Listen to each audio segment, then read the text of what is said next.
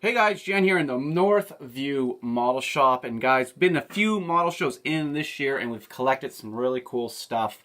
Mostly just stock replacement stuff, but either way, just going to do a quick run through of what we got and pretty well where it came from, so check it out on your own as well.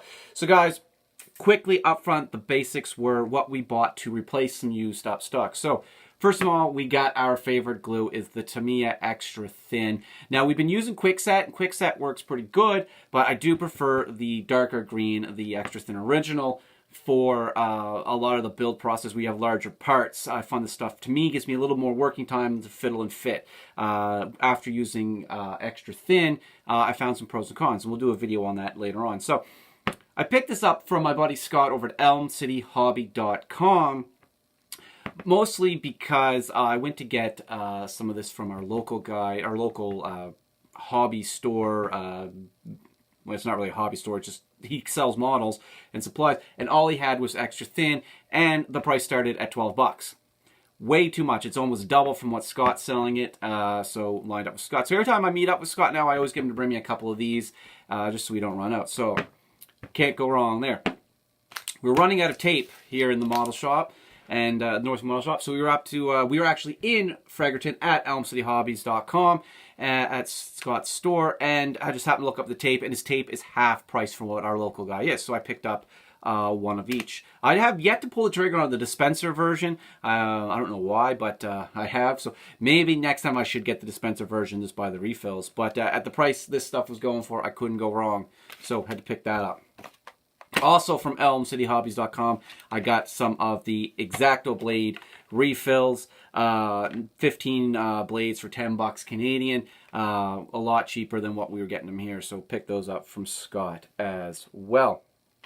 All right, so also from Scott is I picked up a set of sanding sticks from Squadron. Mine had been starting to get wore out pretty bad, so I rebought the whole thing. Now, in hindsight, I really didn't need all of these because it has the fine and the extra fine, and I really don't use a lot of those. I'm really just using the coarse and the medium is all I've really been using, but I picked up this set to get them all again. For some strange reason, I think mostly it was because the individuals were $3 or something like that, and the pack with all of them in was only 11, so it was a pretty good deal to buy them as a bulk. So I picked those up.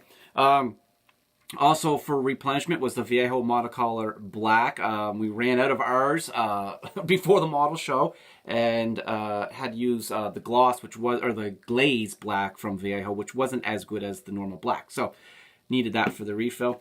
And then I splurged on some Ming paint brushes. Now, I don't think these are actually made by Ming. They're just distributed by Ming. But I had bought from Scott from last time I was up there at elmcityhobbies.com was the Hard and Steenback brush set, which once again I think is just their name thrown on the brushes, but it was the extra fine detailing ones. So I was running, I didn't have any of these brushes here with the bigger tips and stuff on them, but these look really nice. I know if Scott's carrying them in his store, they've got to be a good quality product, so I picked these up as well. So added those to my collection.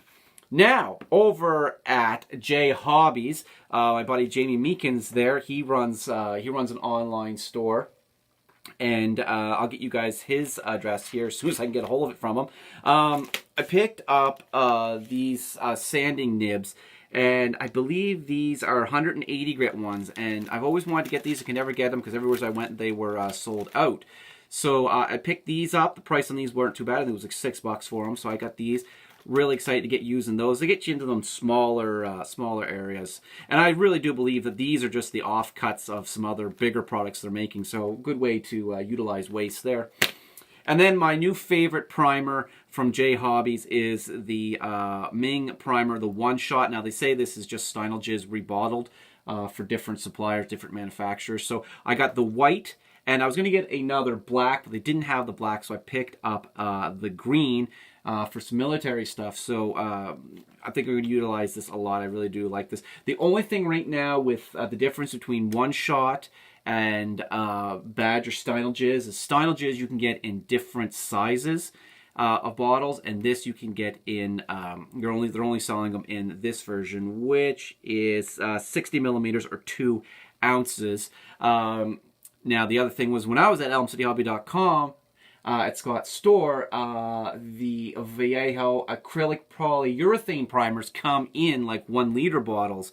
So Scott and I had quite the debate there about which product to use. He's definitely more a fan of the Vallejo product, and I liked the One Shot or the Steinel Jizz a little bit better. Seems to work better for me. But Scott gave me some tips, and I'm not going to shoot the stuff down right off the bat. I'm going to do some testing with the tips he gave me to make it flow better, and maybe both products are just equally as great. So anyway, guys, here is my haul for replenishing some waste or some used up supplies here in the model shop.